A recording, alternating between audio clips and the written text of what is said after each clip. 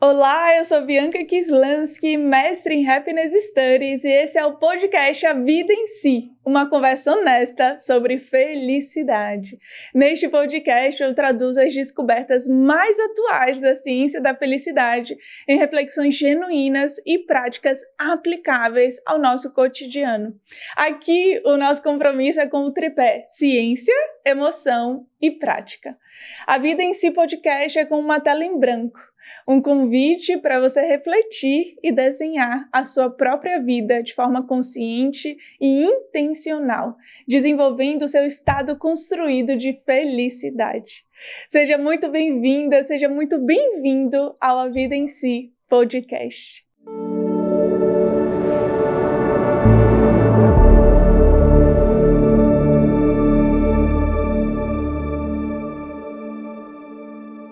O que te ensinaram sobre amor? Será que ainda faz sentido nos dias atuais? Será que estamos confundindo intensidade com profundidade? O que a ciência tem a dizer sobre os relacionamentos que nos fazem viver mais e melhor? Amar, será que é sofrer ou é se proteger? Neste episódio, a ciência responde e talvez você nunca mais veja o amor da mesma forma. Hoje, o tema do A Vida em Si podcast é amor. É prazer ou sofrer? O que será que seria o amor? Será que envolve o prazer ou envolve o sofrer? E hoje, gente, nós vamos conversar exatamente sobre isso. Conversar sobre um tema que nos envolve as nossas vidas como um todo, envolve as vidas das nossas famílias, dos nossos amigos, pessoas que nós amamos. Porque muitas vezes nós não pensamos sobre isso, nós simplesmente vivemos. Na verdade, a nossa vida como um todo, né? Nós costumamos viver somente, nós não costumamos refletir sobre isso, o que nos talvez encurtaria vários caminhos na nossa jornada de vida. Então, por isso, hoje, o nosso episódio é um episódio muito, muito importante, porque é um episódio que impacta no que nós chamamos da dimensão relacional da felicidade humana. Nesse episódio, nós vamos entender um pouco mais sobre o que seria o amor e como é que ele impacta nas nossas relações. Como eu já mencionei para vocês dentro dos nossos primeiros episódios, a felicidade enquanto ciência é um estado construído. Então a felicidade ela é impactada por diferentes dimensões que, dependendo da teoria que nós utilizamos, tem diferentes dimensões dentro dessa teoria. Mas a teoria que eu mais utilizo hoje é uma teoria que diz que a felicidade é dividida em 5 dimensões da felicidade humana. E uma dessas dimensões é a dimensão relacional da felicidade humana. E a dimensão relacional, ela envolve 2 grandes pontos. É a relação comigo mesmo e a minha relação com os outros. O que isso quer dizer? Quer dizer que esses 2 pontos, essas 2 subdimensões, esses 2 elementos impactam na nossa felicidade enquanto ciência. Impactam nesse estado construído, porque vocês que são nossos ouvintes do A Vida em Si podcast já sabem que felicidade não é emoção. Felicidade é um estado. Então, felicidade, segundo a ciência, é eu sou uma pessoa feliz e agora eu estou triste. Eu sou uma pessoa feliz e estou entusiasmada. Eu sou uma pessoa feliz e estou com raiva. Isso me abre espaço e permite para que eu seja ser humano. Abre espaço para a minha humanidade. Então, entendendo que felicidade é um estado construído, eu entendo que eu preciso desenvolver algumas dimensões para impactar esse estado construído. Afinal, no nosso último episódio do A Vida em Si, nós vimos que felicidade... Pesquisas e artigos científicos indicam que não é sugerido que você busque a felicidade diretamente, que inclusive pessoas que buscam a felicidade diretamente tendem a ser mais solitárias, tendem a ser mais infelizes. Então a felicidade é como a luz do sol. A luz do sol, nós não olhamos para ela diretamente, porque se você olha para a luz do sol diretamente, chega a queimar os nossos olhos, é bem difícil de olhar, a gente não enxerga direito. Mas o que nós enxergamos que é um dos presentes mais lindos que a natureza já nos entregou? O arco-íris. O arco-íris é a luz do sol que passa por um prisma e é dividido em todas as cores que compõem essa luz branca. É a mesma coisa da felicidade. A felicidade, se nós perseguimos diretamente, nós não conseguimos chegar no resultado que nós desejamos de florescimento humano. Contudo, se nós buscarmos as dimensões da felicidade humana, esses elementos que compõem a felicidade humana, aí sim nós chegamos nesse resultado, nessa construção desse estado construído da felicidade. E hoje, agora, no nosso episódio, nós vamos falar da dimensão relacional da felicidade humana, mais especificadamente o amor, segundo a ciência. E para isso, eu gostaria de trazer aqui para vocês uma pesquisa e um estudo científico que, se você já estudou sobre esse tema, você já ouviu falar, porque ele ficou bem famoso, essa pesquisa ficou bem famosa. Mas se você ainda não ouviu falar, aqui estão algumas lições, inclusive, desta pesquisa. Essa pesquisa ela foi desenvolvida, tem sido desenvolvida, porque ainda não foi finalizada, pela Universidade de Harvard. O nome dessa pesquisa científica é Study of Adult Development. E ficou muito famosa porque um dos seus diretores, o diretor atual do estudo, o Dr. Robert Waldinger, ele gravou um TEDx, e esse TEDx, ele viralizou porque é muito curioso o que eles chegam como resultado. É muito curioso observar que talvez o que nós acreditamos que impacte na nossa felicidade não é o que impacta tanto assim. A forma como nós temos vivido nos leva a acreditar em um ponto, mas esse ponto não tem nos levado à felicidade. Então essa pesquisa e esse TED que o Dr. Robert Waldinger, ele gravou, ele viralizou e foi um dos TEDs mais assistidos atualmente na história do TED Talk. E dentro desse TED e dentro da pesquisa científica desenvolvida por Harvard, tem se feito durante mais de 70 anos, tem se realizado esse estudo. Gente, para um estudo científico durar mais de 70 anos é muito tempo dentro de uma pesquisa científica, porque para isso, primeiro, precisa de recurso e investimento nisso, segundo, precisa de diretores do estudo e equipes de pesquisadores que estejam à frente desse estudo, e terceiro, precisa que os voluntários continuem nesse estudo. Então essa pesquisa é muito interessante, porque isso tudo aconteceu de alguma forma, e essa pesquisa ainda está acontecendo. E ela tem sido feita por mais de 70 anos de duração, ao longo de 70 anos, com mais de 700 pessoas nos Estados Unidos. Então, o que aconteceu? Eles trouxeram grupos de pessoas nos Estados Unidos, de diferentes classes sociais e diferentes tipos de criação, diferentes bairros de Boston, nos Estados Unidos. E para isso, eles foram começar a estudar a vida dessas pessoas. Começaram a entender como é que essas pessoas se comportam, começaram a entrevistar as famílias dessas pessoas, eles começaram a escanear o cérebro dessas pessoas, eles começaram a tirar sangue, coletar sangue dessas pessoas para verificar as vitaminas, nível de cortisol e etc.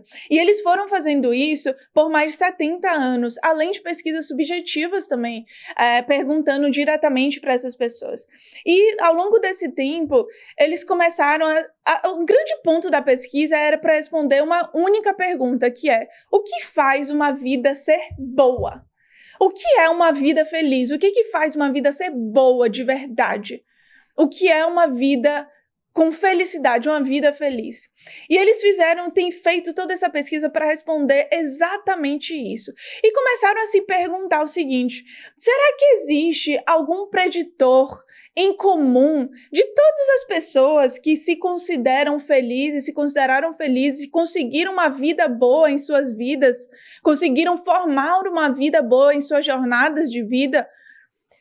Será que existe algum preditor em comum entre essas pessoas? E eles começaram a pesquisar e entender isso. E eles perceberam que existia um preditor em comum. E antes de eu falar o preditor em comum, o fator em comum que unia essas pessoas que se consideravam felizes, consideravam que construíram uma vida boa ao longo desses 70 anos, uma curiosidade desse estudo.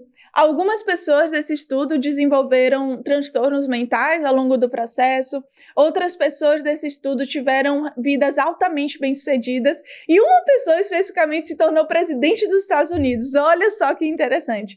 Antes que vocês perguntem, nós não sabemos qual exatamente porque não se divulga, né, os nomes dos participantes de estudos científicos. Mas, voltando para o preditor, e o preditor em comum que eles encontraram entre essas pessoas que se consideravam felizes era ter uma rede de apoio, ter pessoas em suas vidas que elas podem contar.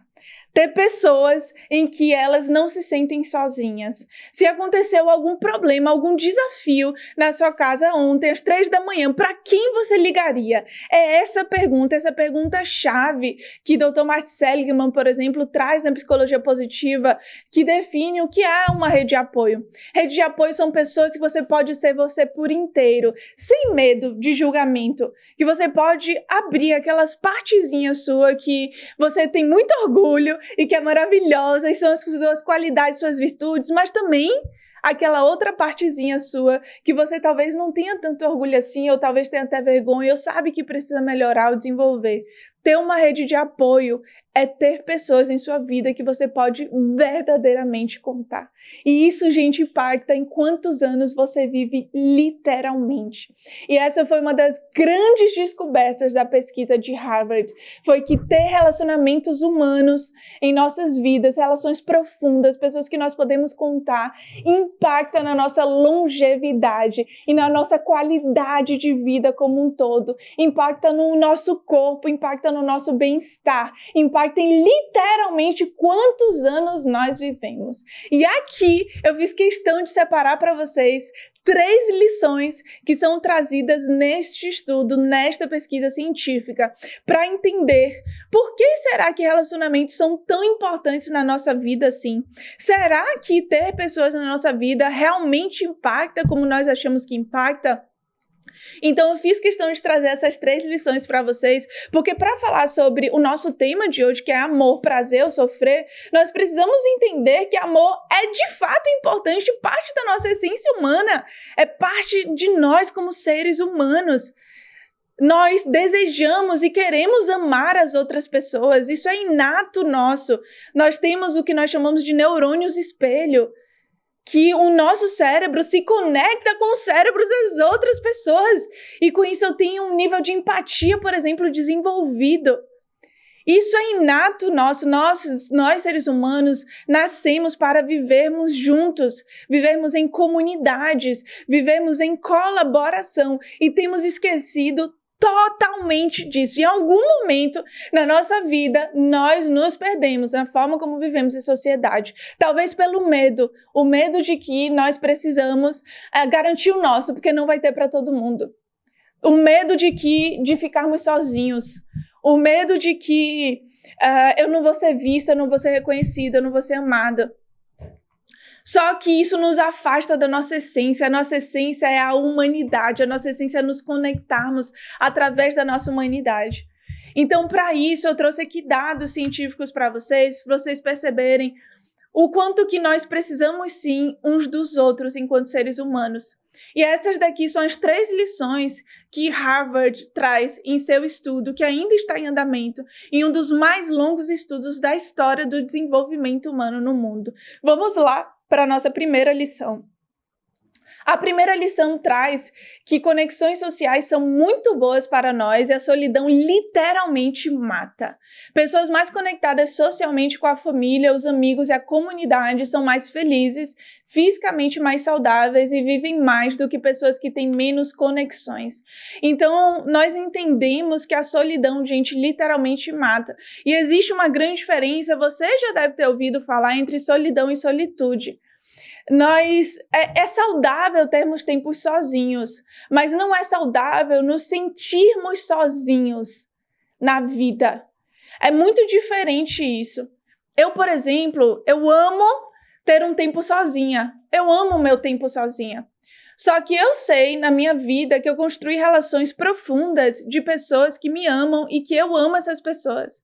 E que eu contribuo com a vida delas, as ajudo e também recebo disso. É uma relação de dar e receber, é uma rede de apoio profunda, é uma rede de apoio que eu posso ser eu não tenho medo de julgamento de ser eu. Então, na primeira lição, a gente entende que nos sentirmos sozinhos literalmente mata. Nos sentirmos sozinhos tem um impacto muito profundo em quanto tempo nós vivemos. E olha só que interessante, nos sentirmos sozinhos é trazido, né, no sentimento de solidão. Mas também nós temos o que nós chamamos de solitude. Solitude é o prazer de estarmos sozinhos. De termos o nosso tempo sozinhos. E solidão é a tristeza de nos sentirmos sozinhos nesse mundo. Percebem que existe uma grande diferença.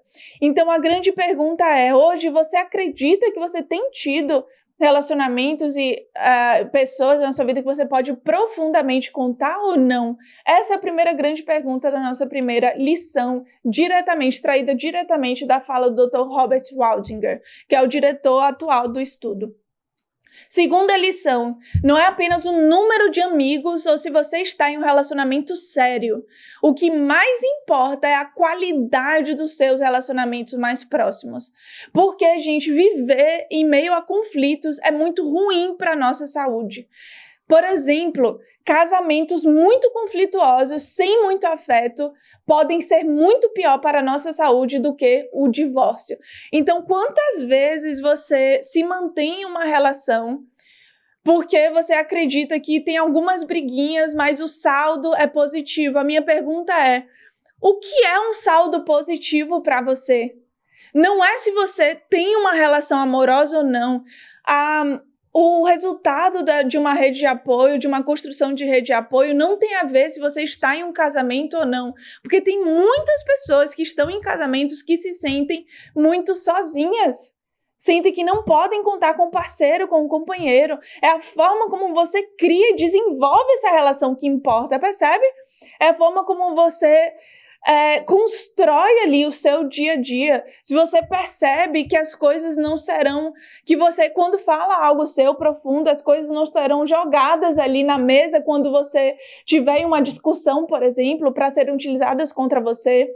São os dois ali naquela relação terem uma profundidade de vulnerabilidade e troca, exercerem um conflito ao invés do confronto. O conflito são duas pessoas adultas buscando uma solução. O confronto eu tento te convencer que eu estou certa e você tenta me convencer que você está certo.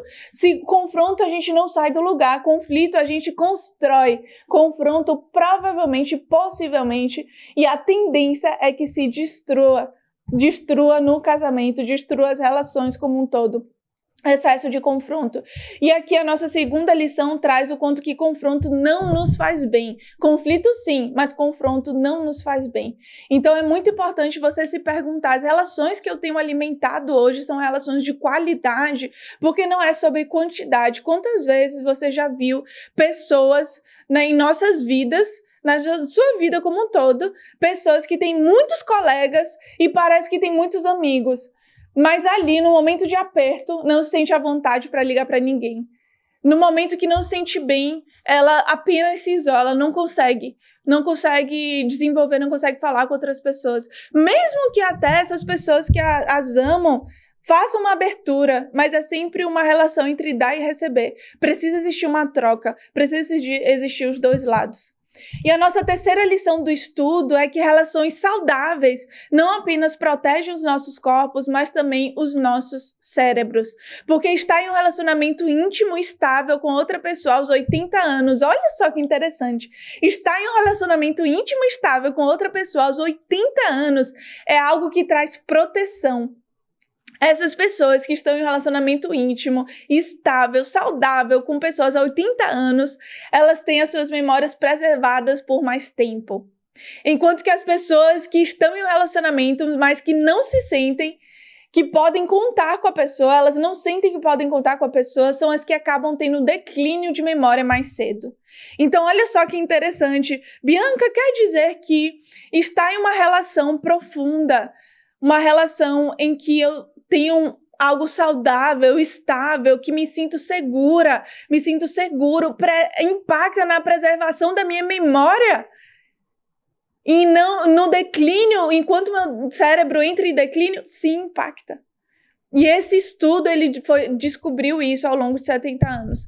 Então, gente, nós chegamos aqui a entender que, sim, relacionamentos positivos é considerado hoje o maior preditor da felicidade humana. Ter pessoas na sua vida que você pode verdadeiramente contar quando alguma coisa entra em conflito. E vou dizer mais, não é só quando alguma coisa entra em conflito, porque muitas vezes você está em um momento lindo da sua vida, em um momento de celebração, mas sente que não pode contar, não pode falar sobre isso com alguém, porque você não sente que a pessoa vibra de forma genuína por você, e vice-versa. E aí vai a minha pergunta, porque a construção de uma rede de apoio de relacionamentos depende das duas pessoas que estão envolvidas ali, seja um relacionamento amoroso, seja um relacionamento de amizade, um relacionamento familiar, de pais e filhos, por exemplo, de amigos. Qualquer que seja a relação, depende das duas partes para fazer dar certo no processo. Então não adianta a pessoa também dar abertura e você não trazer. E também não adianta ao contrário. É uma soma e precisa ter equilíbrio entre se dar e receber. Então agora, gente, com essas 3 lições, nós entendemos que amar é essencial para a vida humana. Afinal, o nome do nosso episódio de hoje é amar, prazer, amar. É prazer ou é sofrer? Nós entendemos aqui que amar é essencial para a vida humana, que impacta na nossa longevidade, impacta em quantos anos nós vivemos, impacta na preservação dos nossos cérebros, impacta na nossa longevidade, na nossa qualidade de vida, em viver mais, em viver melhor. Então, nós entendemos isso agora. Agora nós vamos para a segunda parte. Ok, amor é importante, amar é essencial para a vida humana. Mas e aí? É prazer ou é sofrer? Será que é inato? Será que amor é apenas viver prazeres? Ou amor tem envolvimento de sofrer e faz parte do amor esse sofrimento? E aí, para responder essa pergunta, para responder a pergunta-chave do nosso episódio hoje, do A Vida em Si Podcast, eu gostaria de apresentar um conceito para vocês. Esse conceito é um conceito filosófico que nós chamamos de felicidade hedônica e felicidade eudaimônica. A felicidade hedônica, ela é uma felicidade ligada a prazer. É a forma como nós temos vivido hoje, certo? Nós, enquanto sociedade, nós temos vivido muito dessa forma. E isso é uma grande questão, porque no momento que eu vivo uma felicidade hedônica, uma busca incessante pelo prazer na minha vida, existe um grande mecanismo no nosso cérebro que se chama adaptação hedônica. Então, no momento em que eu compro, por exemplo, eu me senti triste e eu vou e compro alguma coisa agora. Então, amanhã, para esse mesmo estímulo, que é eu me sentir triste, eu vou precisar, para ter a mesma quantidade de prazer, eu vou precisar ter maior quantidade de estímulos. Então, isso quer dizer que o meu cérebro, ele se adapta ao hedonismo, ele se adapta ao prazer.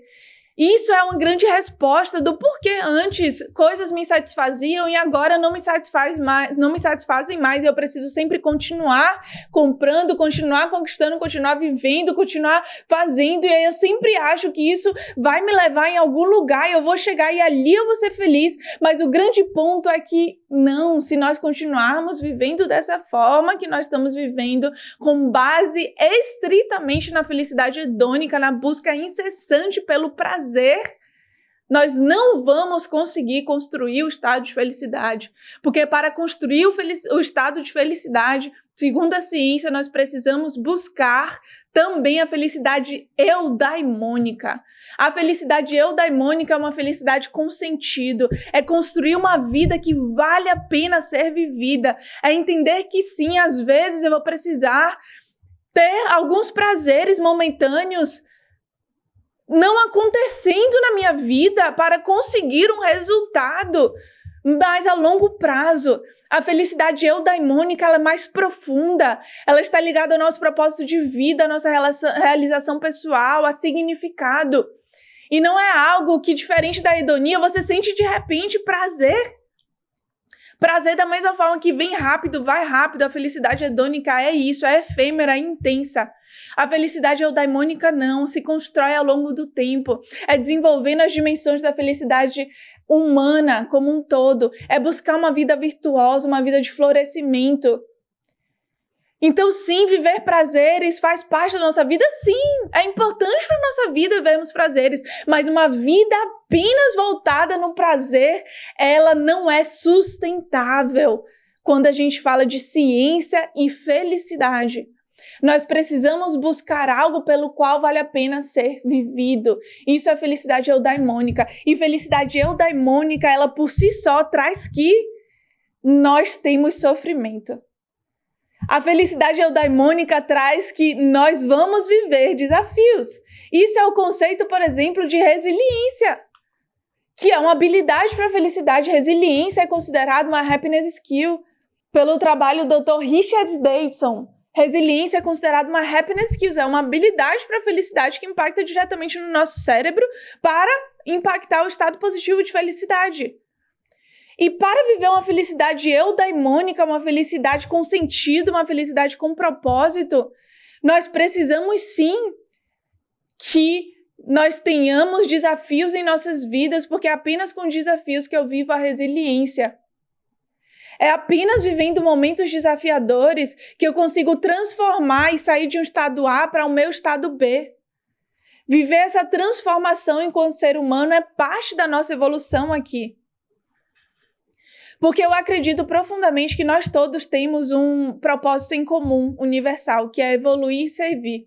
Todos nós, enquanto seres humanos, queremos evoluir e também queremos contribuir, servir. Entendermos que fazemos parte de algo maior e que a nossa estadia aqui, ela tem um propósito maior, ela vale a pena servir ao mundo, servir as pessoas.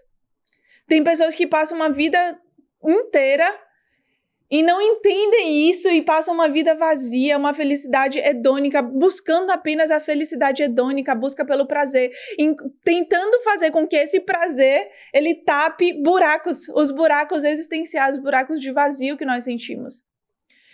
Mas para viver, gente, a felicidade eudaimônica, nós precisamos desenvolver a nossa resiliência. Apenas com resiliência que nós conseguimos viver um amor profundo e por inteiro. Amar, segundo a ciência, são micromomentos. Segundo a ciência das emoções, o trabalho da doutora Barbara Fredrickson. Amar são micromomentos que nós vivemos em nossas vidas. E para conseguirmos viver esses micromomentos com pessoas, nós precisamos entender que vamos passar por desafios em nossas vidas. E amar, desenvolver uma relação, por exemplo, um casamento, a longo prazo requer passar por desafios juntos, passar por renovações, transformações e desenvolver a habilidade chamada resiliência. Assim a gente consegue construir uma felicidade eudaimônica, uma felicidade a longo prazo, uma vida virtuosa, uma vida de florescimento. É assim que a gente consegue desenvolver isso. Então amar, gente, vem com prazer, mas também vem com desafios e vem com o sofrer. E o sofrimento, é interessante que as pessoas falam sentir dor é inato ao ser humano, mas sofrer é uma escolha. Mas para mim o sofrimento ele está muito ligado a emoções negativas, por exemplo, a raiva, a angústia, que todos nós sentimos como seres humanos. E para abraçarmos esse sofrimento, para abraçarmos essas emoções negativas, que são muito importantes para a gente como um todo, abraçarmos esse prazer e sofrer dentro das relações, dentro do amor, dentro da construção de relacionamentos positivos, que é como um diamante. O diamante, para chegar na sua forma, ele passa por um processo de lapidação muito forte, para chegar na forma como nós vemos o diamante hoje, lindo, essa pedra linda que ele é, e tão valiosa. Mas ele passa por condições extremas de calor para chegar onde ele está agora. E para chegar a isso, para nós vivermos isso, nós precisamos de um detalhe, que se chama vulnerabilidade. Vulnerabilidade é um termo muito estudado pela doutora Brené Brown. pesquisadora Brené Brown. Brené Brown, durante mais de 15 anos, estuda vulnerabilidade. E ela entendeu que vulnerabilidade é conseguirmos sermos inteiros. Conseguirmos ser a gente. Nós, você. E se deixar ser vista por inteiro pelas pessoas. Ser autêntico, ser autêntica. Autenticidade não tem nada a ver com você ser sincero o tempo inteiro, tá? Tem gente que fala, eu sou autêntica e por isso eu sou grossa com alguém. Ou então eu sou autêntica com essa pessoa e por isso eu falo o que me der na telha. Autenticidade não tem nada a ver com isso. Autenticidade tem a ver com você se deixar ser vista por inteiro. Para as pessoas que você ama, para a sua rede de apoio. A autenticidade está ligada a você construir uma vida que faz sentido para você. Uma vida alinhada aos seus valores. A forma de enxergar o mundo. A autenticidade e vulnerabilidade andam lado a lado.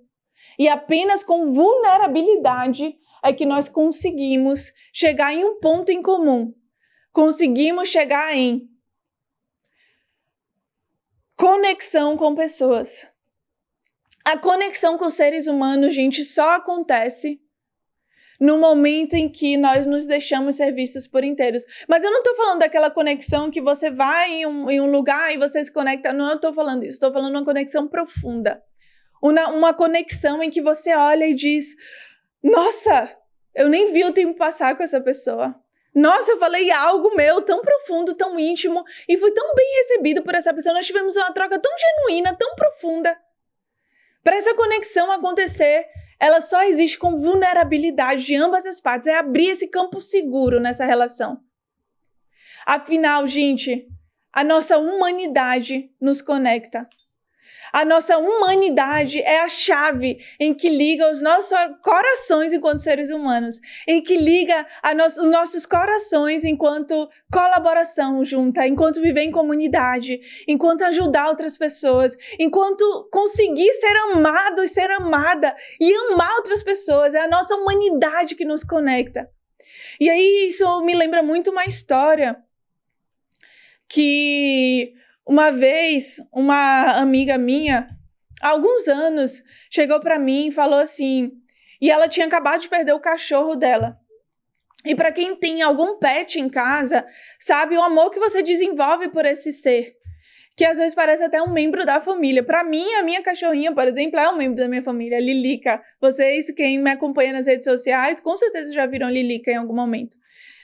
E essa minha amiga, ela estava passando por um momento doloroso, um luto, porque ela perdeu o cachorrinho dela, que era um cachorrinho de mais de 10 anos, vivia com ela em vários lugares. E ela me falou, nossa, Bia, tá sendo tão desafiador para mim viver isso.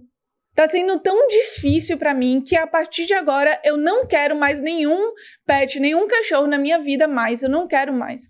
Porque viver isso que eu tô vivendo agora é muito desafiador. É muito difícil. E aí eu falei para ela, sinto muito, minha amiga, eu imagino o quanto que deve estar sendo desafiador mesmo, essa dor para você. E nada do que eu falar aqui vai te confortar. Mas se eu pudesse trazer alguma coisa, seria a relembrança de que você só está vivendo essa dor agora, dessa profundidade, com essa intensidade, porque você amou muito. Porque você amou muito esse ser na sua vida. E por isso você está vivendo essa dor. Agora. E isso me faz muito pensar sobre amor. Amar alguém, amar pessoas, amar seres em nossas vidas requer dor. Amor e dor andam lado a lado. Mas nós só conseguimos sentir e valorizar profundamente o amor porque nós vivemos a dor e sabemos como é viver a dor. Assim como nós só conseguimos valorizar profundamente a luz do sol, porque nós vivemos a noite. A gente só consegue valorizar profundamente as nossas qualidades e o que a gente entrega de melhor para o mundo, porque a gente sabe os nossos desafios que nós vivemos. E sabemos o quanto que nós tivemos que nos lapidar para entregar aquilo ali. Então, finalizando o nosso episódio de hoje, o amor é prazer, Mas o amor também é dor. Mas o amor também é alegria. O amor é entusiasmo. Mas o amor também é muita resiliência. Mas é essa resiliência que nos leva a construir relacionamentos profundos, duradouros e que impactam na nossa felicidade quando está em construído. E assim eu termino o nosso episódio de hoje. Lembrando para você que felicidade, enquanto ciência, é treinável. E que no final, felicidade é sobre pequenas, grandes coisas e pequenas mudanças em nossas vidas como um todo. Te vejo no próximo episódio do A Vida em Si podcast.